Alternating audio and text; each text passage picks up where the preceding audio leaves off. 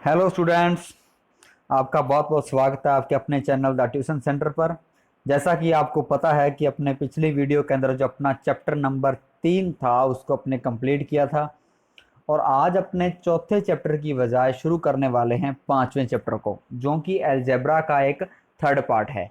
तो आपकी बुक के अंदर चाहे कक्षा 10 का बच्चा है, चाहे 9 का बच्चा है, और चाहे कोई कंपटीशन एग्जाम की तैयारी कर रहा है, उन सबके लिए एक इम्पॉर्टेंट पार्ट है ये आपका समांतर श्रेणी एल्जेब्रिक, या अपने बोल दें एल्जेब्रा का एक ऐसा पार्ट जिसमें अर्थमेटिक प्रोग्रेशन के बारे में अपने पढ़ेंगे।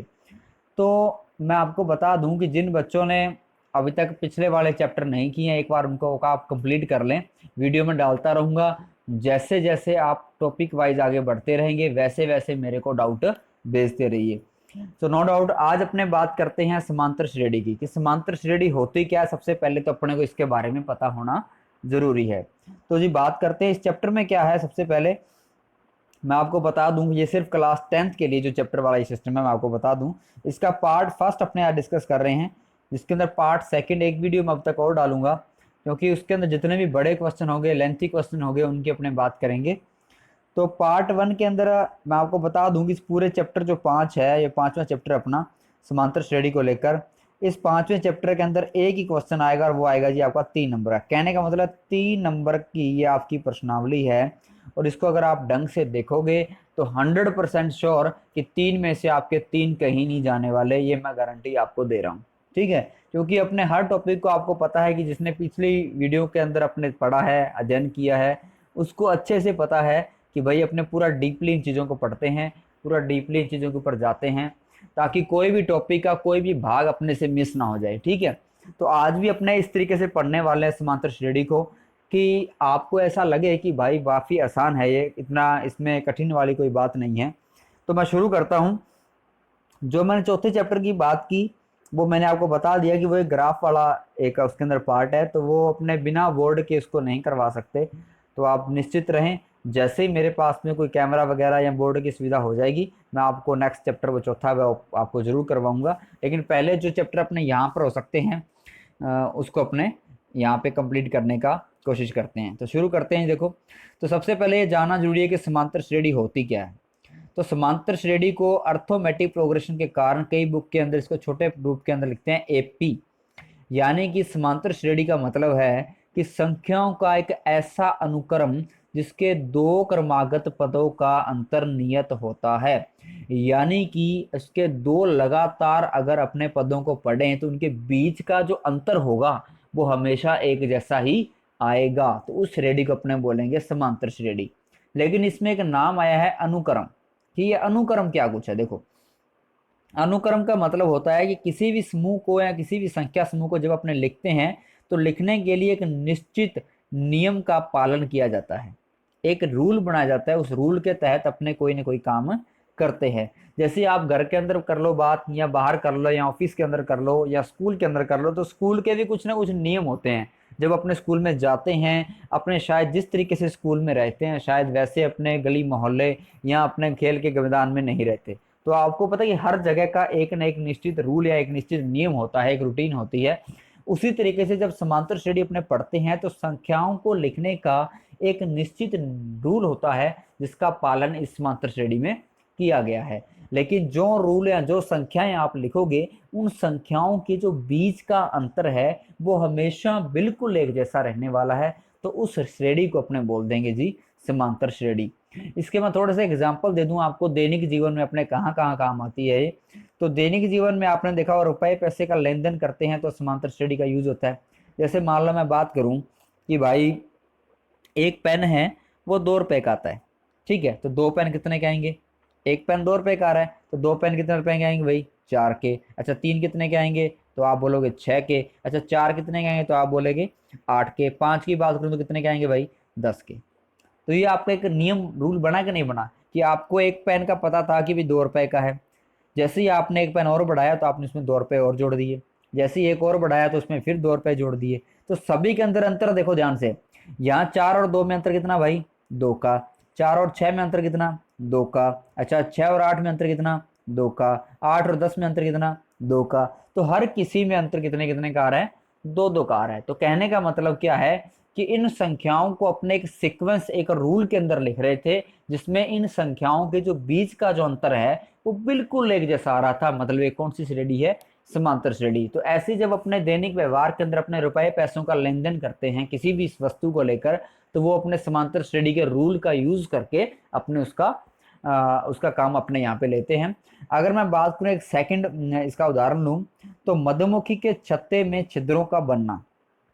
अब कैसे भी देखो, मधुमक्खी का छत्ता होता है, उसमें जितने भी छिद्र होते हैं उनके बीच का जो अंतर यानी उनके बीच की जो दूरी होती है वो बिल्कुल समान होती है। आप चेक करना, अगर आप ये अगर छत्ते को तो कौन हाथ लगाए भाई, ठीक है, कहीं ऐसा ना हो मोटे ताजे हो जाए। तो अपने थोड़ा सा और अलग एग्जाम्पल ले लेते हैं। जैसे मैंने यहाँ पे सीढ़ी की बनावट का लिया है, तो सीढ़ी की बनावट आपने देखा होगा कि आपके घर के अंदर सीढ़ी लगी होगी, और उस सीढ़ी का जो प्रत्येक भाग है या प्रत्येक सोपान है अपने जहाँ पे अपने पैर रखते हैं, वो उनके जो दोनों सोपानों के बीच की जो दूरी है वो बिल्कुल क्या होती है? समान होती है। आपने ऐसी सीढ़ी नहीं देखी होगी कि भाई पहली वाला जो आपने जो लगाई है, सोपान लगाया है, वो थोड़ा बड़ा है और ऊपर वाला है वो काफी दूरी पर जाकर है, उसके बाद थोड़े पास पास है। तो ऐसी तो सीढ़ी नहीं होती ना। तो सीढ़ी के जो बीच के जो अंतर है उनके सोपान के, तो वो सारे के होते हैं बिल्कुल बराबर होते हैं। तो कहने का मतलब क्या है, वो किसके तहत यूज किया गया? समांतर श्रेणी के तहत यूज किया गया है। तो आपको समझ में आ गया होगा समांतर श्रेणी क्या होती है। ठीक है, कि कोई भी समूह अपने को दे दिया और उन समूह के जितनी भी संख्याएं आएगी उन संख्याओं के बीच का अंतर हमेशा समान रहने वाला है। तो कुछ मैं महत्वपूर्ण बातें आपको बता दूं। अब मैंने कहा कि उनके बीच का अंतर समान रहने वाला है, और समांतर श्रेणी में उस बीच के अंतर को बोलते हैं जी सारवंतर। क्या बोलते हैं? सारवंतर। यानी कि डिफरेंस और डिफरेंस को दर्शाते हैं ये डी से, यानी कि डी जो है वो सभी में क्या रहने वाला है? समान। तो जिसके अंदर डी समान है यानी सारवंतर समान है, वो क्या होगी? समांतर श्रेणी होगी। अब बात करते हैं जो आपकी बुक के हिसाब से, किताब के हिसाब से इसके अंदर अपने को क्या क्या बातें कही गई है। तो मैं आता हूँ कुछ महत्वपूर्ण बिंदुओं पर जो आपकी बुक के हिसाब से है, तो ध्यान देना पूरा। तो समांतर श्रेणी का व्यापक रूप, कि समांतर श्रेणी लिखने का तरीका क्या है, तो मैंने यहाँ पे लिखा है ए, और ए में फिर डी जोड़ते जाना है, ए प्लस डी, फिर एक डी और जोड़ दिया तो ए प्लस 2 डी हो गया, फिर एक डी और जोड़ दिया तो ए प्लस 3 डी हो गया। ऐसे चलते चलते चलते चलते लास्ट में अपने पास आया ए प्लस एन माइनस 1 डी। अच्छा, ऐसा क्यों लिखा ए प्लस एन माइनस 1 डी, मैं इसको फिर बताऊंगा। पहले इसको अपने पूरा सॉल्व कर लें। देखो भाई, कि जैसे अपने पेन वाली बात की थी पीछे, है ना, तो पेन के अंदर क्या लिखा था आपने कि एक पेन 2 रुपए का, फिर 4 के हो गए थे 2 पेन, फिर 3 6 के हो गए थे, 4 8 के हो गए थे, 5 10 के हो गए थे। तो सब में अंतर कितने कितने का है? 2 2 का। अब ध्यान से देखो कि अगर मैं प्रथम पद यानी कि ए को मैं क्या मानूं? 2, तो आपने क्या करना है? फिर ए में डी जोड़ते जाना है। देखो भी, ये डी अपना यानी कि अंतर है, तो ए पहला प्रथम पद है और ये अपना डी है, तो डी में जोड़ते जाओ ए के अंदर। तो 2 और 2 कितने हो गए भाई? 4। अच्छा, 4 और 2 6, 6 और 2 8, 8 और 2 10। तो हर बार क्या कर रहे हो आप? ए के अंदर डी जोड़ रहे हो। समझ रही बात? तो यहाँ पे ए के अंदर पहले एक डी जोड़ा, फिर ए के अंदर 2 डी जोड़े, फिर ए के अंदर 3 डी जोड़े, फिर ए के अंदर 4 डी जोड़े। अब कहेंगे 2 डी सर कैसे जोड़े? देखो ए का मान कितना है? 2, फिर ए के अंदर एक डी जोड़ा तो कितने बन गए? 4। अब इसके अंदर 2 बार डी जोड़ दो, यानी कि 2 और 2 कितने हो गए? 4, और 4 और 2 कितने हो गए? 6। समझा रही बात? तो फॉर्मूला ऐसे ही बनता जाएगा। अब अगर मैं बात करूं इस लास्ट वाले की कि ए प्लस एन माइनस 1 डी क्यों लिखा, देखो भाई हर बार देखो जो ए की वैल्यू है, अगर मान लो यहाँ पे ए 1 है तो यहाँ पे डी कितने हैं भाई? 2। और हर बार क्या होता है, जैसे मान लो ये पहला पद अपना, ये अपना दूसरा है, ये अपना तीसरा है, ये अपना चौथा है। ठीक है, तो ये अपने पदों की संख्या है कि ये अपना पहला पद है, ये अपना दूसरा है, ये अपना तीसरा है और ये अपना चौथा है। तो चौथे पद के अंदर यानी एन का मान जो 4 आया है, यानी कि जो चौथा पद है उसका मतलब एन का मान कितना अपना 4 है। तो यहाँ पे डी की वैल्यू क्या आई है? 3 डी, यानी कि 4 से 1 कम, यानी कि एन से 1 कम। तो अपने यहाँ पे लिख दिया ए प्लस एन माइनस 1 डी। समझ में आ गई ना बात? अब थोड़ा सा इसको और आगे एक्सप्लेन कर लेंगे अपने। तो ये जो आपको समांतर श्रेणी लिखने का तरीका आपको पता लग गया होगा कि अगर आपको बोल दे ए दे दे और डी दे दे और पूछ ले भाई समांतर श्रेणी लिखो, तो आप लिख दोगे कि ए के अंदर क्या कर रहा है? डी जोड़ते जाना, तो क्या बन जाएगी? समांतर श्रेणी। और ए के अंदर डी क्यों जोड़ना है ये मैंने आपको ऊपर एग्जाम्पल के अंदर बता दिया। तो चलो ये आगे चलते हैं। देखो जैसे प्रथम पद इसका क्या है भाई? ए। द्वितीय पद क्या है? ए प्लस डी। तृतीय पद क्या है? ए प्लस 2 डी। ऐसे इनका अंतर देखें तो ए प्लस डी और ए में अंतर कितना है? डी। ऐसे इन दोनों में अंतर देखें तो कितना है अपने पास में? डी। तो ये मैंने आपको समझा दिया है, मैं दोबारा रिपीट नहीं करूंगा। कहने का मतलब क्या है कि डी का मान, प्रथम पद तो ये हो गया। अगर वो कहते भी डी निकालो, तो डी के अंदर आप क्या कर रहे थे? हर दूसरे में से पहला घटाओ। देखो जैसे आपने पेन वाला किया, पेन वाला मैं यहाँ पे लिख दूं, देखो दोबारा, पेन वाला एग्जाम्पल आपके बड़ा काम आ रहा है। देखो 2, उसके बाद में 4, फिर 6, फिर 8 और फिर 10, ये आपने लिखा, पेन खरीदे थे 2-2 रुपए वाले। तो क्या हुआ कि अगर आपने, आपका सार्वंतर डी कितना आया था भाई, डी आपका आया था 2। 2 कैसे आया, आपने हर दूसरे में से पहला घटाया। जैसे 4 में से 2 घटाए कितना आया 2, 6 में से 4 घटाए कितना है 2, 8 में से 6 घटाए 2, 10 में से 8 घटाए 2, तो हर बार 2 आ रहा ना, कौन से में से, हर दूसरे में से पहला घटा रहे हो। तो यहाँ पे मान लो A2 में से आपने क्या घटा दिया, A1।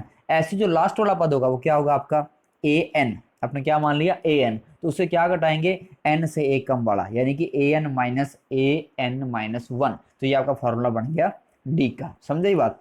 अब बात करते हैं आगे, तो पदों की संख्या, तो पदों की संख्या मैंने आपको बता दी, किससे शो करेंगे, n से। और अंतिम पद और लास्ट पद यानी कि प्रथम पद होता है A1, द्वितीय पद होता है A2, तृतीय पद होता है A3, तो लास्ट क्या होगा भाई, अगर n पद है तो क्या होगा AN।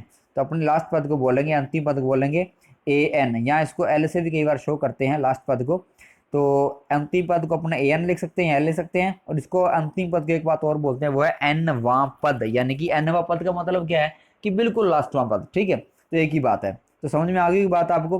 तो अपने पास 4 चीजें आ गई, कौन कौन सी, एक तो आ गया प्रथम पद, एक आ गया सारवंतर, एक आ गया पदों की संख्या, और एक आ गया अंतिम पद। तो 4 आ गए। देखो अब चारों के बारे में अपने आगे बात करेंगे।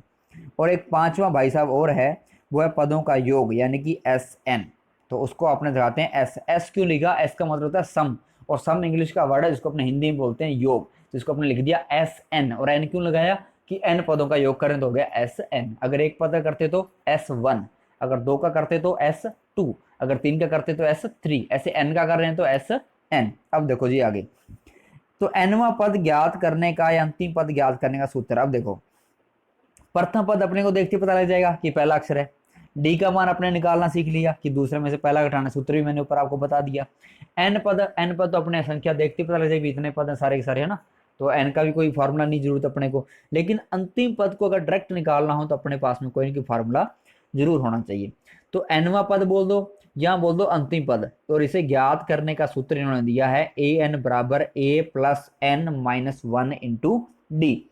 अब ये आया कैसे भाई, तो वैसे तो मैंने आपको ऊपर बता दिया कि n-1 क्यों लिखा, लेकिन फिर भी अगर आपको थोड़ा सा एक्सप्लेन चाहिए तो मैं यहाँ पे एक्सप्लेन कर देता हूँ। देखो मैंने यहाँ पे लिखा है AN बराबर AN-1 प्लस डी।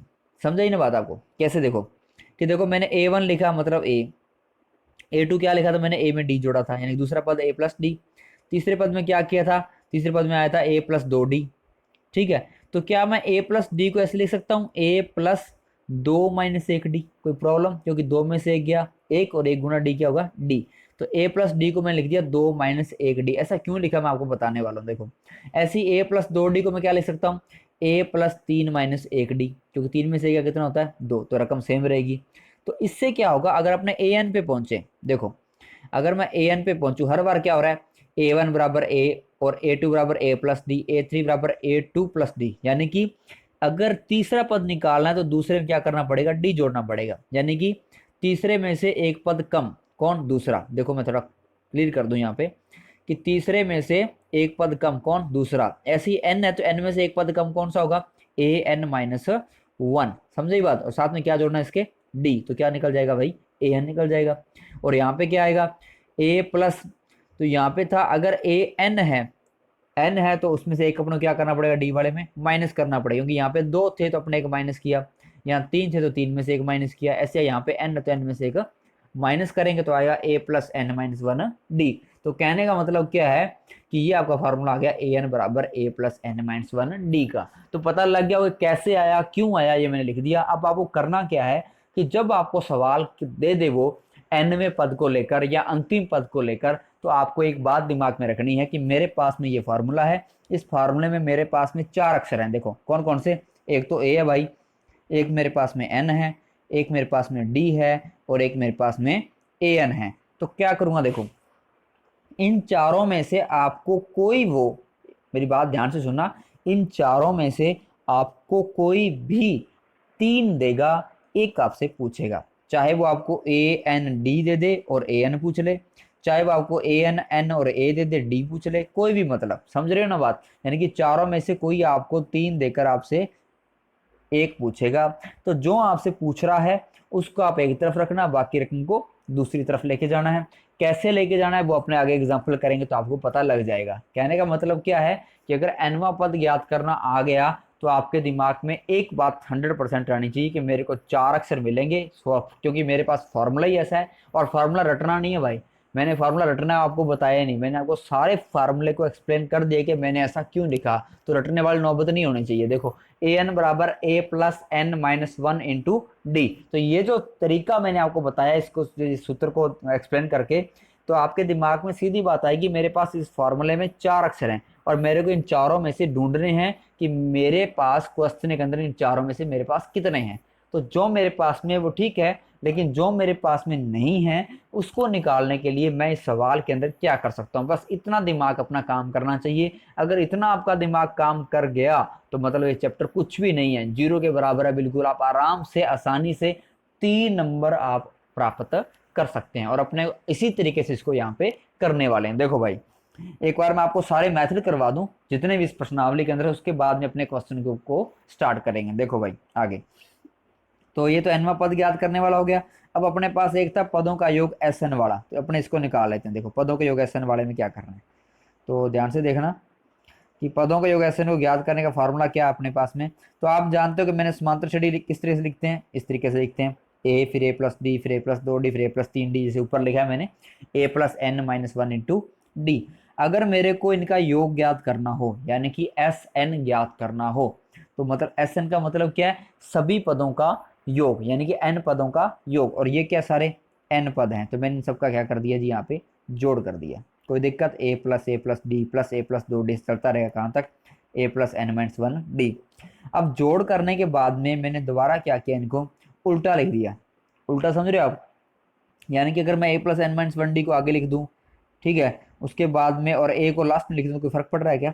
जैसे मान लो मैं एग्जाम्पल के तौर पर आपको बताऊँ कि अगर मान लो मैंने ऐसे किया कि 4 प्लस 2 प्लस 3, ठीक है, और इसी सवाल को मैं ऐसे लिख दूं 3 प्लस 2 प्लस 4, तो कोई दिक्कत, क्योंकि जोड़ तो वही आने वाला ना भाई, क्योंकि जोड़ के अंदर कोई प्रॉब्लम नहीं थी कि किसी संख्या को आगे लिखो और चाहे किसी संख्या को पीछे लिखो। तो यहाँ 4 और 2 8 और 3 11, और यहाँ भी 3 और 2 5 और 4 9, है ना, यही बात ना, 11 ही होगी ना 4 और 2 8 नहीं, तो 4 और 2 6 होते हैं। देखो 4 और 2 6, 6 और 3 9, और यहाँ पे 3 और 2 5, 5 और 4 9, तो ये भी 9 और ये भी 9, कोई फर्क नहीं है। इसका मतलब क्या है, इसको अपने आगे पीछे जैसे भी लिख सकते हैं अगर जोड़ कर रहे हैं तो। देखो भाई, तो मैंने इन संख्या को क्या किया, जो बैक साइड थी इनको अपने आगे लिख दिया, और जो आगे जो क्या लिख दिया, पीछे लिख दिया, तो इनको पीछे उल्टा करके लिख दिया। देखो भाई अब क्या किया, दो समीकरण मेरे पास आई, इन दोनों का मैंने कर दिया जोड़, दोनों को मैंने जोड़ दिया। कैसे जोड़ा, पहले पहले पद को जोड़ा, दूसरे दूसरे को जोड़ा, तीसरे तीसरे को जोड़ा, लास्ट लास्ट वाले को जोड़ा, ठीक है। अब देखो मैं यहाँ पे मान लो ये पहला इधर कौन है, a है, और इधर पहला कौन है, a plus N minus one d. अगर इन दोनों को जोड़ दूं, देखो a के यहाँ पे और a के यहाँ पे कितने हो गए भी, ये 2a हो गए, और प्लस में कौन आ रहा है भाई, एन माइनस वन डी, तो ये बन गया जी 2a plus N minus one d. ऐसे अगर इससे आगे वाले को जोड़ूं तो क्या बनेगा, a के यहाँ पे a के यहाँ पे कितने हो गए 2a, और प्लस में इनको जोड़ेंगे तो n माइनस टू डी, और ये प्लस का d, तो माइनस का 2d प्लस का d यानी कि माइनस का 1d, तो ये बन गया n माइनस वन डी। यानी कि हर बार अगर आप स्टेप को जोड़ते जाओगे, जैसे देखो लास्ट में भी इसको जोड़ेंगे तो क्या आएगा, a और a कितना होगा 2a, और प्लस में क्या आ गया n माइनस वन डी। यानी कि सारे स्टेपों को जब आप जोड़ेंगे तो एक श्रृंखला बन जाएगी किस रूप की, 2a plus N minus one d की। तो क्या करोगे आगे देखो, इसका मतलब क्या हुआ कि मेरे पास एक लाइन आ गई कौन सी, 2a plus N minus one d की, तो 2sn का 2sn आ गया, यानी कि 2a plus N minus one जो डी है मेरे पास n बार आ चुका है, यानी कि बहुत बार आ चुका है। तो मैंने 2a plus N minus D को लिख दिया n बार, ठीक है। यहाँ से 2 हटाया यानी गुणा में, इधर किसमें हो गया, भाग में, तो यहाँ बन गया Sn बराबर n बटा 2a plus N minus one d. तो ये फार्मूला बन गया अपना Sn का, ठीक है। अब पता लग गया भी कैसे बना, आप बना सकते हो, आप खुद बना के देखना ताकि आपको सूत्र रटने की नौबत ना आए, क्योंकि ये लॉजिक है, ये तरीके हैं सूत्र को एक्सप्लेन करने के, ठीक है। तो आपको सूत्र एक्सप्लेन हो गया होगा कि कैसे बना। तो Sn बराबर आ गया जी n बटा 2a plus N minus one d. तो कहने का मतलब क्या है कि इसके अंदर अपने पास में कितनी चीजें आई, देखो कितनी कितनी बातें अपने को ध्यान रखनी है। एक तो अपने पास a आया जिसका मान अपने को पता नहीं है, एक d आया, एक n आया, और एक क्या आया Sn। तो वहां पे पहले क्या था, पहले वाले फार्मूले में यहाँ पे बाकी तो सेम थे तीनों तो, लेकिन ये Sn की जगह पर कौन था भाई, ए एन था, अब यहाँ पे कौन आ गया, एस एन। तो बातें वही रही सेम, चारों में से वही आपको 3 देंगे और एक आपको निकालने हैं। वहाँ पे फार्मूला अपना था ए एन का, यहाँ पे अपने फार्मूला लगाना है एस एन का। ठीक है जी। अब एस एन को ऐसे भी लिख सकते हैं, देखो जैसे मैंने आगे इसको सॉल्व किया, तो एस एन को लिख सकते हैं n/2। जैसे मैं 2a को क्या लिख सकता हूँ भाई, a प्लस ए, कोई दिक्कत, क्योंकि a और a कितने होते हैं, 2a। तो मैंने 2a को तोड़ दिया a प्लस ए के अंदर और प्लस में लिख दिया n-1 इंटू डी। तो n/2 का n/2 आ गया, a का यहाँ पे a आ गया। और अब आपको पता होगा कि ये सारा फार्मूला किसका था, अभी थोड़ी देर पहले पढ़ा, किसका है, ए एन का। तो क्या मैं इसकी जगह पर ए एन लिख सकता हूँ, बिल्कुल। तो लिख दिया एस एन बराबर n/2 into A plus A N.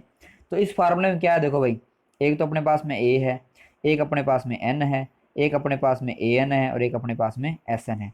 तो कहने का मतलब क्या है कि अगर सवाल के अंदर आपको कह दे भी योग ज्ञात करो और आपको दे दे कि प्रथम पद दिया हो यानी कि ए दिया हो, और पदों की संख्या यानी कि एन दी हो, और अंतिम पद दिया हो यानी कि ए एन दिया हो, तो कौन सा सूत्र लगाओगे आप, ये नीचे वाला सूत्र लगाओगे, ऊपर वाला नहीं लगाओगे।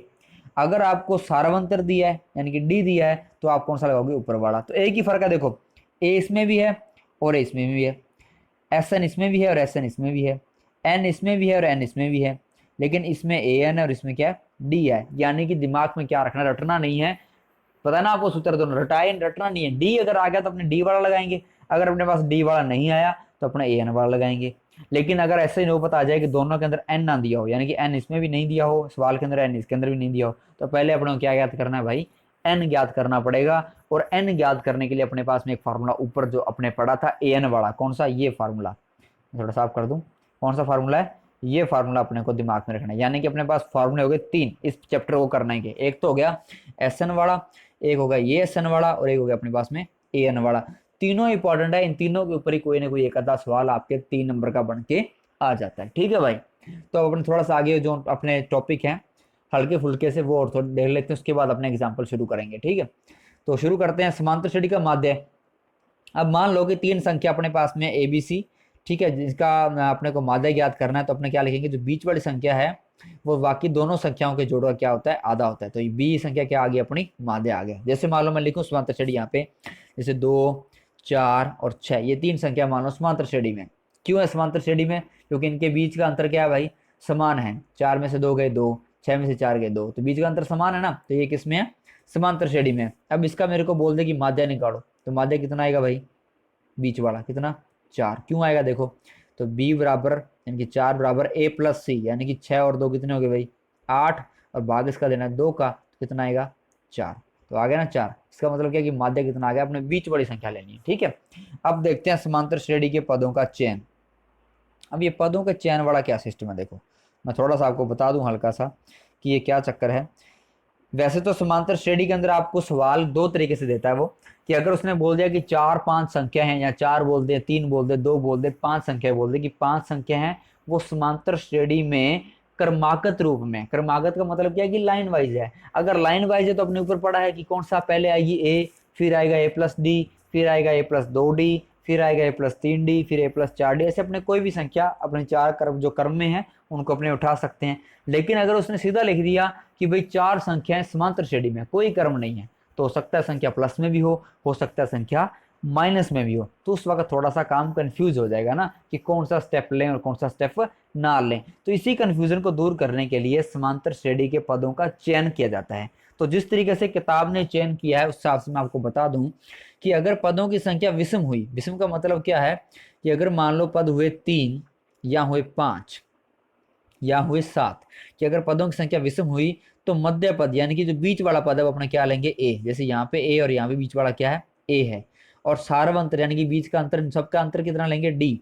तो एक बार प्लस वाला देखें तो क्या हो जाएगा, ए प्लस डी, और माइनस वाला देखेंगे तो क्या हो जाएगा, ए माइनस डी। ऐसे यहाँ पे तो अंतर तो आ गया ए, और अपने इसको देखें तो क्या आएगा, ए माइनस डी, और इधर क्या आएगा, ए प्लस डी। और ऐसे फिर करेंगे अंतर तो ए माइनस 2 डी, और इधर क्या आएगा, ए प्लस 2 डी। समझाई बात, ये तो आ गया विषम वाला। अगर सम वाले की बात करें तो सम वाले में क्या आएगा भाई, आपके मध्य पद तो आएंगे दोनों, क्योंकि सम के अंदर क्या होती है कि कभी अगर 4 पद लें तो 4 के अंदर मध्य कितने आएंगे, 2 पद आएंगे भाई। अगर मैं लिख लूँ यहाँ पे 1 2 3 और 4, तो इनके बीच वाले कौन आएंगे, इधर से छोड़ दिए इधर से छोड़ दिया, तो बीच में कौन आ रहे हैं, दोनों आ रहे हैं। तो 2 पद अपने को मध्य लेने पड़ेंगे, कौन कौन से, एक तो लेंगे ए माइनस डी, ए प्लस डी, एक तो ले लिया ए माइनस डी, दूसरा ले लिया ए प्लस डी। तो यहाँ पे तो 4 वाले के अंदर देखो बीच में ए माइनस डी और ए प्लस डी। उसके बाद जो सार्वंतर है वो अपने क्या लेना है 2d। 2d क्यों लिया भाई, क्योंकि दो दो पद अपने इकट्ठे ले रहे हैं, तो अंतर भी कितना होना चाहिए डी की क्या होना चाहिए 2d। तो यहाँ पे 2d किया तो ए माइनस 2d, सॉरी ए माइनस डी में 2d ऐड किया तो कितना है ए माइनस 3d। ऐसे यहाँ पे अगर 2d ऐड किया तो कितना आएगा, यानी कि 2d जोड़े तो कितना आएगा ए प्लस 3d। ऐसे नीचे वाली की ओर देखें अपने 6 वाले के अंदर देखो, तो मध्य पद तो वही ए माइनस डी और ए प्लस डी, फिर इधर दो वही ए माइनस 3d और ए प्लस 3d, ये सेम वाला। फिर आगे फिर 2 कर दी तो ए माइनस 5d और ए प्लस 5d। तो रट्टा नहीं है ये आपको लॉजिक भी समझ में आ गया होगा कि क्यों किया। और वैसे आपको याद रखना भी बहुत आसान है कि अगर बीच वाला ए इधर ए माइनस डी और ए प्लस डी, अगर 5 वाला आ गया विषम वाला तो अपने एक स्टेप और बढ़ा देंगे। ऐसे सम वाले के अंदर बीच में ये रहेंगे, और अगर इधर ए माइनस 3d और ए प्लस 3d, और अगर फिर एक स्टेप बढ़ 6 वाला आ गया तो क्या करेंगे एक स्टेप अपने और बढ़ा देंगे। तो ये चलता रहेगा। तो पदों का चयन अपना हो गया, यानी कि अपना चैप्टर के जितने भी कंसेप्ट थे, जितने भी लॉजिक थे जिनके ऊपर क्वेश्चन बन सकते हैं, वो सारे के सारे अपने कवर कर दिए हैं जी इसके अंदर। ठीक है, अब जितने भी क्वेश्चन होंगे, बड़े होंगे छोटे होंगे, मैं आपको यहाँ पे सिर्फ हर फॉर्मूले के ऊपर बेसिड एक एक दो दो एग्जाम्पल यहाँ पे करवाऊंगा इस पार्ट में, ताकि आपको सारे के सारे कंसेप्ट और सारे की सारी विधियां हैं जिसके अंदर है वो अच्छे से समझ आ जाए। उसके बाद जो अपना अगला पार्ट आएगा, उस पार्ट के अंदर अपने जितने भी टफ क्वेश्चन हैं, टफ तो मैं नहीं कहूँगा क्योंकि काफ़ी इजी क्वेश्चन होते हैं, लेकिन जिनको आप कहते हैं कि ये बड़े क्वेश्चन हैं और इनमें थोड़ा सा अपने को छोटी क्लासों का नॉलेज भी काम आता है, तो वो जो क्वेश्चन हैं जो छोटी क्लासों के अंदर अपने ढंग से नहीं पढ़े, वो अपने थोड़े को आप कठिन लग रहे हैं, तो उनको अपने नेक्स्ट पार्ट के अंदर सॉल्व करेंगे। तो देखो भाई, पहले अपने एग्जाम्पल ले लें जितने भी अपने हो सकते हैं यहाँ पे। तो एग्जाम्पल मैं शुरू करूँ, जैसे पहला एग्जाम्पल है कि 2 4 6 8 अपने पढ़ा है अभी। ये मान लो समांतर श्रेणी में बताना है कि है या नहीं, तो कब होगा अभी, जब डी क्या होगा समान होगा। तो डी अपने निकाला था, 4 में से 2 गए 2, 6 में से 4 गए 2, और 8 में से 6 गए 2, जैसे मैंने यहाँ पे लिखा दिया। तो सब में अंतर कितना आ रहा है भाई 2, यानी अंतर समान है, तो डी कितना आ गया 2। अगर डी 2 आ गया, अंतर समान आ गया, मतलब ये समांतर श्रेणी में है। अब ये समांतर श्रेणी में है तो क्या करना है, ये करेगा अगर है तो ए निकालो और डी निकालो। तो ए तो अपने पास में आ गया, कितना है पहला पद भाई 2, प्रथ पद को ये बोलते हैं, और अंतर कितना है डी, तो डी कितना आ गया 2। और अगले 4 पद में क्या करेंगे, वही तरीका, फिर 2 2 जोड़ते जाओ, मतलब डी जोड़ते जाओ हर पद में। जैसे यहाँ पे 8 था तो 8 में 2 जोड़े कितना आएंगे 10, फिर 12, फिर 14, फिर 16। तो ये अपने आगे वाले 4 पद आ गए। ऐसे अगले बोल रहा है 6 पद आगे और लिख देते 2, 18 और 20। समझे बात। तो ये आपके 5.1 का मैटर है। ऐसे एक दो एग्जाम्पल और ले लेते हैं इसके ऊपर। देखो भाई, जैसे ये दिया है, तो इसमें पहले क्या देखना है, समांतर श्रेणी में है या नहीं, चेक करो। तो ए स्क्वायर में से ए घटाया तो कितना आएगा, दोनों में क्या कॉमन आ रहा है, ए कॉमन आ रहा है। तो यहाँ पे ए 2 थे तो यहाँ कितना बच गया, एक ए बच गया, और बीच में आ गया माइनस, और ये ए अपना आ गया बार, तो यहाँ कितना बच गया 1। तो ये होगा ए ब्रैकेट ए माइनस 1। ऐसे अगर तीसरे में से दूसरा घटाया तो क्या आया, दोनों में कॉमन क्या आ रहा है भाई ए स्क्वायर, यानी कि ए 2 इसमें भी और ए 2 इसमें भी, तो ए स्क्वायर अपने बाहर निकाल लिया। यहाँ 3 में से 2 बार आ गया तो कितना बच गया, एक ए और माइनस का 1। तो कहने का मतलब क्या है कि यहाँ पे तो अंतर आ रहा था a इंटू ए माइनस 1, और यहाँ पे अंतर आ रहा है ए स्क्वायर इंटू ए माइनस 1। तो दोनों का अंतर ही समान नहीं है। जब अंतर ही समान नहीं है, डी समान नहीं है, सार्वत्र समान नहीं है, तो मतलब वो समांतर श्रेणी नहीं है। और अगर समांतर श्रेणी नहीं है तो भाई आगे करने की जरूरत अपने को नहीं है। तो ये सवाल यहाँ पे खत्म हो गया। ऐसे एक एग्जाम्पल और देख लेते हैं आपके 5.1 का, जैसे अंडूट 2, अंडूट 8, अंडूट 18 और अंडूट 32। देखो भाई, तो आपने करना क्या, पहले दूसरे में से पहला घटाना है। जैसे 8 में से आपने 2 घटाए अंडूट वाले, तो 8 का अंडूट कितना होता है भाई, अगर नहीं आता तो ऐसे निकाल लेना यूं करके, 8, 2 का भाग दिया कितना आएगा 4, फिर 2 का भाग दिया कितना आएगा 2, फिर 2 का भाग दिया कितना आएगा 1। तो जो जोड़ा पूरा बन जाए, जैसे यहाँ पे 2 और 2 का जोड़ा पूरा बन गया तो वो तो आ गया 12, और जिसका जोड़ा नहीं बन रहा उसको लिख देना अंडरूट में, तो ये आ गया अंडरूट 2। तो इसका 8 का अंडरूट आ गया 2 अंडरूट 2। समझे बात। तो इसमें से अंडरूट 2 घटाया तो क्या हुआ, दोनों में क्या कॉमन आ रहा है भाई, अंडरूट 2 कॉमन आ रहा है, तो यहाँ बच गया 2 और यहाँ बच गया 1। तो 2 माइनस 1 कितना बचा अंडरूट 2, यानी कि अंतर कितना आ गया अंडरूट 2।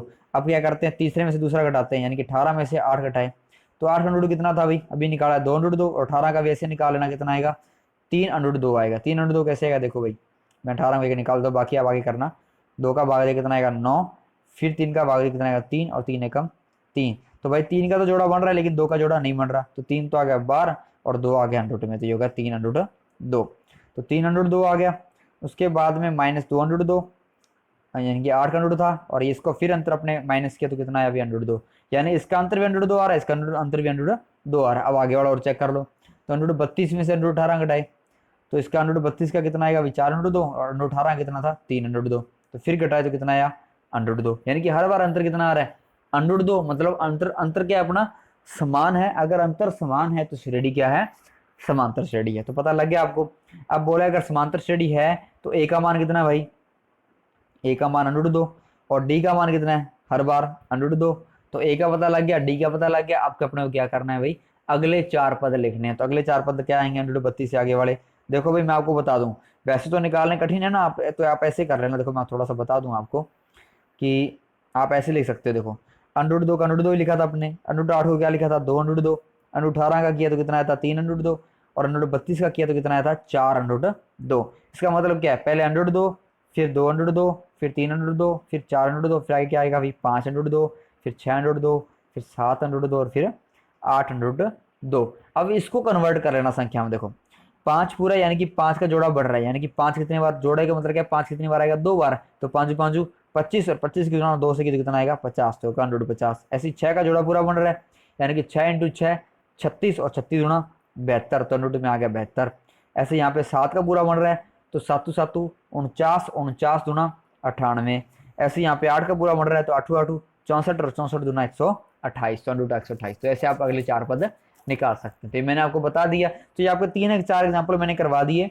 तो उम्मीद है आप 5.1 के जो जितने भी क्वेश्चन उसको आप अच्छे तरीके से सॉल्व कर सकते हैं। वहाँ पे बिल्कुल इजी और बेसिक पार्ट आपको 5.1 के अंदर दिया हुआ है। अगर कोई फिर भी दिक्कत लगे किसी भी क्वेश्चन के अंदर, तो आप मेरे कमेंट बॉक्स अपना ऑन है, अपना व्हाट्सएप नंबर ऑन है, तो आप कहीं भी मुझे कमेंट डाल के बता सकते हैं कि भाई कोई दिक्कत है तो मेरे को भेज देना। मैं आपको पर्सनली इसको सॉल्व करके भेजूंगा, क्योंकि कोई भी डाउट आपके मन में मैथ को लेकर नहीं रहना चाहिए, ये मेरी कोशिश है। और आप इस कोशिश में मेरा इस वीडियोज़ को देखकर इसमें से डाउट निकाल कर मेरा साथ दीजिए। आपका बहुत बहुत धन्यवाद होगा। अब बात करते हैं जी अपने 5.2 वाले की। देखो भाई, तो 5.2 में जो क्वेश्चन आए वो कुछ इस तरीके के आएंगे। देखो आपको समांतर श्रेणी देगा और आपको बोलेगा कि ये इतना पद ज्ञात करो, यानी कि nवां पद ज्ञात करो। आपने पढ़ा ना nवां पद, बोलेगा 10वां पद ज्ञात करो, 11वां पद ज्ञात करो। ये जो श्रेणी आपको दे दी इसके आप 18वां पद ज्ञात करो, 81वां पद ज्ञात करो। सिंपल सी बात है कि अब ए में डी जोड़ते जोड़ते अगर 81वें पद तक पहुंचोगे तो भाई बहुत टाइम लग जाएगा। तो इसके लिए अपने एक फॉर्मूला निकाला था, आपको पता है कौन सा, ए एन बराबर ए प्लस एन माइनस 1 डी। तो पहले आप इस समांतर श्रेणी में क्या देखना है, इस फार्मूले में क्या अपने पास में ए है, ए एन है, एन है, डी है। तो चारों चेक करो कि सवाल के अंदर दिए हैं या नहीं दिए हैं। तो देखो भाई प्रथम पद क्या होता है अभी ए, तो ए का मान तो अपने को दिया कितना है 2। अब निकालो डी, तो डी क्या होता है दूसरे में से पहला घटाना, यानी कि 7 में से 2 घटाए कितना आएंगे भाई 5। तो डी भी अपने को दिया है। अब ए भी दिया है, डी भी दिया है। अब चेक करो एन और ए एन में से कौन सा निकालना है, कौन सा दिया है। तो एन क्या आपने देखा था अंतिम पद वाले के अंदर, तो अंतिम पद या एन वां पद, यानी कि एन वां पद। तो यहाँ वहां से पहले जो अक्षर कौन सा है भाई एन है, यानी एन का मान कितना दिया अपने को 10। तो एन का मान दे दिया। अब क्या निकालना अपने को, क्या बच गया ए एन बच गया, यानी कि 10वां पद अपने को निकालना है कौन सा है। टोटल पद तो 10 है, लेकिन निकालना है भी 10वां कौन सा है। तो देखो भाई ए का मान यहाँ रख दिया 2, एन का मान यहाँ रख दिया 10, और डी का मान यहाँ रख दिया 5। तो 2 + 10 में से गया 9, और 9 × 5 कितने हो गए 45, और 45 और 2 कितने हो गए 47। तो ऐसे इजी क्वेश्चन आपको 5.2 के पहले क्वेश्चन के अंदर आपको मिल जाएंगे। अब बात करते हैं कि एक और क्वेश्चन है जो थोड़ा सा आपको लगेगा कि ये भी उसी उसी फार्मूले पर है। कहने का मतलब 5.2 में जितने क्वेश्चन है वो हैं इसी फार्मूले पर। कौन से, ए एन बराबर ए प्लस एन माइनस 1 डी, यानी कि nवां पद ज्ञात करने वाले फार्मूले पर हैं। पर कई बार एन देता है और कई बार ए एन देता है, कई बार अपने से एन पूछता है, कई बार अपने से ए एन पूछता है, कई बार अपने से डी पूछेगा, कई बार अपने से ए पूछेगा, और कई बार अपने से दो चीजें देगा और 2 पूछेगा। लेकिन उन दोनों को ज्ञात करने के लिए कोई ना कोई सिचुएशन अपने को बनाकर जरूर देगा। अब देखो भाई अगला क्वेश्चन है, जैसे देखो यहाँ पे ए का मान कितना है भाई 11। अच्छा डी दूसरे में से पहला घटाना है, तो 8 में से 11 कितने बने -3। अच्छा ए एन कितना है, ए एन यानी कि अब ए एन एन नहीं दिया अपने को, ये बोल रहा है कि इस श्रेणी का एक पद, अब पता नहीं कितने पद हैं, पता नहीं अपने को, यानी कि एन अपने को क्या करना है जी ज्ञात करना है। लेकिन इसने एक पद दिया, यानी कि कोई ऐसा पद है, चाहे वो अंतिम भी हो चाहे कौन सा भी हो, वो कौन सा दिया अपने को -150। तो ए एन का मान आ गया -150, ए का मान 11, एन का मान पता नहीं है वैसे का वैसा लिख लिया, डी का मान -3। और इसको सॉल्व करते हैं तो -150 वैसे का वैसे ही आ रहा है। देखो इधर तो 11 का 11 आ गया, अंदर 3 की गुणा की, तो 3 की गुणा एन से कितना आया -3n, और 3 की गुणा 1 से की तो कितना आया 3, और माइनस से माइनस गुणा क्या होगी प्लस। तो अपने पास आ गया 11 और 3 14, और माइनस का आ गया 3n। तो 3n को इधर ले आओ और 150 को इधर ले आओ, तो माइनस का 150 इधर आगे, प्लस का 150 हो गया, इधर क्या पड़े हैं भाई 14, तो 14 प्लस 150 कितना हो गया 164, और ये माइनस का 3n इधर आगे, इसका हो गया प्लस का 3n। ठीक है, तो 3n बराबर अपना आ गया 164। तो n का मान कितना आएगा भाई, 3 गुणा में इधर जाके भाग में, तो 164 में 3 का भाग दिया कितना होता आ रहा है 54.6 आएगा। यानी कि कोई भी संख्या, मैंने बताया कि n जो अपने गिनती करते हैं, गिनती कभी भी पूर्णांक के अंदर होनी चाहिए, पूर्ण के अंदर होनी चाहिए, प्राकृत के अंदर होनी चाहिए, लेकिन ये पॉइंटों में कभी नहीं सुना होगा आपने। ठीक है ना, तो पॉइंट तो एक भाग आगे वाला। तो n का मान हमेशा एक पूर्णांक संख्या आनी चाहिए, यानी कि चाहे तो माइनस में उतर आ जाए चाहे आ जाए प्लस में, लेकिन संख्या पूरी होनी चाहिए। लेकिन यहाँ पे संख्या क्या आ रही है भाई 54.6, यानी कि ऐसी कोई संख्या हो ही नहीं सकती है n के अंदर। तो कहने का मतलब क्या है कि जब आप मान लो संख्या गिनने बैठे तो आपने गिना 1 2 3, कभी ऐसे गिना है क्या कि आधा आदमी नहीं होता ना, आधा आदमी नहीं होता, सवाया आदमी, तो ऐसा कुछ नहीं है। तो कहने का मतलब संख्या पूरी होनी चाहिए मेरा, मैं सिर्फ आपको एग्जांपल के तौर पर ये चीज़ें बता रहा हूँ कि n का मान एक पूर्णांक होना चाहिए, चाहे माइनस में हो चाहे प्लस में हो चाहे जीरो हो, लेकिन कभी पॉइंटों के अंदर यहाँ ऐसे नहीं आएगा कि हल ही ना हो। तो कहने का मतलब क्या है कि n का मान ऐसा कोई है ही नहीं। इसका मतलब क्या है कि जो -150 है वो इस श्रेणी का कोई भी पद नहीं है। ठीक है जी, अब करते हैं एक आधा एग्जाम्पल अपने 5.3 का। तो 5.3 में मैं आपको बता दूं कि 5.3 में जो क्वेश्चन कैसे आएंगे, कैसे पता लगेगा कि 5.3 में से आया या 5.2 में से आया। तो 5.3 के अंदर क्वेश्चन क्या है, वो अपने आएंगे पदों के योग वाले, और 5.2 में आएंगे n वहां पद ज्ञात करने वाले। देखो भाई तरीका वही सेम रहेगा, बस फॉर्मूला चेंज होगा।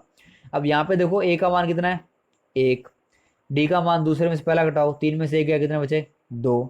अच्छा 12 पदों तक यानी कि n पदों तक, तो n का मान कितना आ गया भाई 12। निकालना क्या है Sn, तो सूत्र रखो भी Sn का क्या था, Sn बराबर n/2 2a plus n minus 1 into D. अब d वाला सूत्र क्यों लगाया भाई, क्योंकि अपने पास यहाँ पे d दिया हुआ है। तो रखो मान, n का मान कितना भाई 12, तो यहाँ आ गया 12/2, कितना बचा 6। फिर 2a यानी कि 2 की गुणा a के साथ, तो 2 की गुणा a के साथ यानी 2a कितना 1, तो 2 एकम 2 आ गया यहाँ पे। फिर करना n माइनस 1, तो n में से 1 घटाओ, n कितना है 12, 12 में से 1 घटा कितना आया 11, और 11 की गुणा किससे करनी है d से, तो d कितना है 2, तो 11 दोनों कितने हो गए 22, तो 22 और 2 24, और 24 से क्या 144, तो अपना उत्तर आ गया 144। यानी कि इन सभी पदों का योग, यानी कि 12 पदों तक अगर अपना योग करें तो कितना आएगा 144। और अगर कोई आदमी वेला है यानी कि बिल्कुल फ्री है, तो वो बंदा 1 से लेकर ये संख्या लिखते जाओ, 1 3 5 7 9 फिर 11 फिर 13 फिर 15 फिर 17, ऐसे 12 अक्षर लिख लो और 12 का जोड़ कर लो, 144 ही आने वाला है। ठीक है, तो ये एक थोड़ा इंटरेस्टिंग काम अगर कोई करता है तो कर लो। अच्छा एक एग्जाम्पल और ले लेते हैं इसके ऊपर, एग्जाम्पल नंबर 6, कि अगर सवाल ऐसा आ जाए कि आपको श्रेणी इस तरीके से दी हुई है, ठीक है, और आपको अंतिम में एक पद दिया है, यानी कि an अपने को दे रखा है, अंतिम पद अपने को दे रखा है 803, a अपने को दिया है 3, और d दूसरे में से पहला घटाओ कितना आएगा 11 में से 3 गए 8, निकालना क्या आपको Sn। लेकिन मैंने बताया था कि Sn के दोनों फार्मूलों के अंदर अगर चेक करें, मैं थोड़ा चेक करवा दूँ आपको, देखो थोड़ा ऊपर जाके तो आपको पता लगेगा कि Sn के जो दोनों फार्मूले, देखो यहाँ पे Sn के जो दोनों सूत्र थे, इन दोनों सूत्रों में n का होना बहुत जरूरी था। अब n तो भाई साहब नहीं है सवाल के अंदर, देखो अगर n सवाल के अंदर नहीं है जिसका मतलब क्या हुआ कि भाई n अपने को पहले निकालना पड़ेगा, तभी Sn निकाल पाएंगे अगर अपने पास में n होगा। लेकिन n निकालने के लिए अपने पास एक सूत्र an वाला जरूर है। देखो an बराबर रखा a plus n minus 1d। अब ये क्यों रखा, देखो यहाँ पे an का मान अपने को पता कितना है 803, तो रख लिया n की जगह पर 803। ठीक है, अच्छा a का मान अपने को पता कितना है 3, तो यहाँ लिख लिया 3, प्लस में n का मान अपने को पता नहीं, तो वैसे का वैसा लिख लिया n माइनस 1, और d का मान अपने को पता कितना है 8 है, तो 8 ही गुणा के अंदर कितना आया 8 ही गुणा n से की तो 8n, 8 ही गुणा 1 से की तो 8, और प्लस और माइनस की गुणा क्या होगी माइनस। अब यहाँ से अपने पास सारे मान पता है, लेकिन किसका मान क्या रह गया अकेला n रह गया, तो n अपने को यहाँ से ज्ञात हो जाएगा। देखो प्लस का 3 और माइनस के 8 कितना आएंगे माइनस के 5, और माइनस के 5 अगर इधर ले गए तो किसके हो गए प्लस के 5, यानी 803 प्लस 5 कितना आ गया अभी अपने पास में 808। देखो मैं ऊपर लिख रहा हूँ यहाँ पे 808, और बराबर क्या बच गया अपने पास अकेला 8n, तो 8n बच गया, यानी कि अकेला n का मान ज्ञात करना है, यानी कि 8 जो इसके साथ गुणा में इसको लेगी अपने इधर भाग में, तो क्या हो गया जी 808 के अंदर 8 का भाग कितना उत्तर आएगा 101, तो n का उत्तर कितना आ गया अपने पास में 101। अब देखो ध्यान से, जब n का उत्तर अपने पास में आ ही गया है तो अब अपने फॉर्मूला लगाना है जी एस एन वाला। तो एस एन वाले फॉर्मूले में क्या था, पहले वाले में क्या था, डी होना चाहिए, और दूसरे वाले में क्या होना चाहिए, ए एन। तो अब अपने पास में दोनों ही हैं, कौन सा, अपने पास में डी भी है और अपने पास में ए एन भी है। तो जो मन करता है वो फार्मूला आप लगा सकते हो, चाहे ऊपर वाला लगाना और चाहे लगाना नीचे वाला। लेकिन एक बार मैंने ऊपर वाले का एग्जाम्पल आपको करवा दिया, एस एन बराबर एन बटा दो, दो A plus N minus one D वाले का। अब अपने कर लेते हैं जी नीचे वाले वाला, कौन सा, एस एन बराबर एन बटा दो ए प्लस ए एन वाला। तो इसमें अपने वैल्यू पुट की देखो, तो एन का मान कितना है भाई, एन का मान अपने पास है 101, यहाँ रख दिया तो 101 बटा दो, ठीक है। ए का मान कितना था भाई 3, प्लस ए एन का मान कितना है 803, तो यहाँ रखा तो 101 बटा दो, 803 और 3 कितने हो गए 806, और 2 का भाग दिया 806 से कटे कितना आ गया 403, और 403 गुणा 101 से कितना आ गया 40, 3 703, यानी कि अपना 101वां पद कितना आ गया 40,703। समझे बात। तो कहने का मतलब क्या है कि 101 पदों का जोड़ अपना आ गया 40,703। तो ऐसे ऐसे क्वेश्चन आपको पांचवी प्रश्नावली मिलने वाले हैं, यानी कि टोटल 3 फार्मूले इंपॉर्टेंट हैं, इन तीनों के ऊपर आपको सारे के सारे क्वेश्चन मिलेंगे। हाँ, हो सकता है किसी क्वेश्चन के अंदर कोई संख्या ना दे, जैसे एन ना दे या ए एन ना दे, तो उसके लिए थोड़ी सी अपने को वो चीज़ें निकालने के लिए अपने को स्टेप थोड़े बड़े हो सकते हैं, सवाल थोड़े बड़े हो सकते हैं, लेकिन बिल्कुल ही आसान प्रश्नावली, एकदम समांतर श्रेणी। इससे रिलेटेड कोई भी आपको, मैंने सारे सारे कंसेप्ट और विधियां यहाँ पे करवा दी है। अगर कोई भी आपका डाउट हो इस आज के भाग को लेकर, आज के पार्ट को लेकर, तो आप मेरे साथ शेयर कर सकते हैं। इनसे रिलेटेड जितने भी क्वेश्चन है आपकी बुक के अंदर, आप उन सबको कीजिए आराम से। कोई भी आपको दिक्कत लगे तो आप मेरे को मैसेज कीजिए, आप मेरे को कमेंट बॉक्स में बताइए, और इस चैनल को ज़्यादा से ज़्यादा शेयर कीजिए, ताकि जितने बच्चे इस मैथ के ऊपर इसको आसान तरीके से या एक लॉजिक के साथ काम कर सकते हैं, सीख सकते हैं, मैथ को सीखना चाहते हैं, उनको मैथ से प्रॉब्लम है, उनको भी सहायता होगी, और आपको भी इस चीज़ का थोड़ा पुण्य मिलेगा, और मेरे को इस चीज़ का सब्सक्राइब मिलेगा।